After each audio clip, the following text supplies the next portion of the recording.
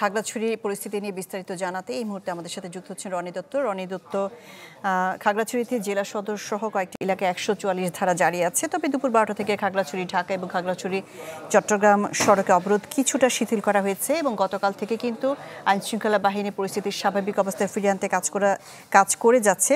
তো এখনকার পরিস্থিতি কি জানাবেন?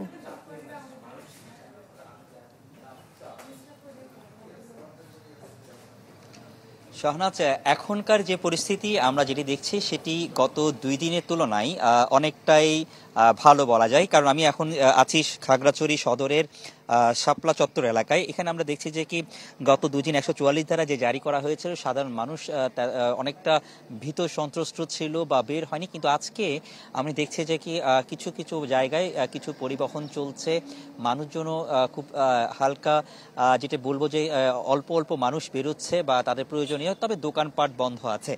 আর কিছুক্ষণ আগে অর্থাৎ 3টার দিকে এখানে যখন 12টার পরে অবরোধ শিথিল করার কথা ঘোষণা দেয় জম্মু ছাত্র জনতা, তখন আমরা দেখি 3টার দিকে একটা স্কট করে একটা বড় পরিবহনের একটা, যেমন যাত্রীবাহী একটি বাস থেকে শুরু করে যারা পর্যটকরা আসছে, বড় একটি বহর খাগড়াছড়ি ছেড়ে গেছে।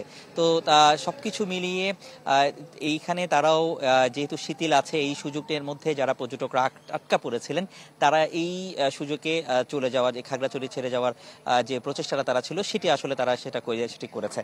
আর আরেকটি বিষয় একটু বলে দিই যে গুইমারা এলাকাতে আমরা যেটি দেখেছি গতকালকে যে সংঘর্ষের ঘটনা, সেখানে এখনো পরিস্থিতি থমথমে আছে এবং সেখানেও আমরা সেখানে দেখলাম, সেখানে কিন্তু 144 ধারা জারি করা হয়েছে, কিন্তু সেখানে খুব বেশি মানুষের বের হওয়ার কথা বা আমরা আসলে সেখানে দেখিনি।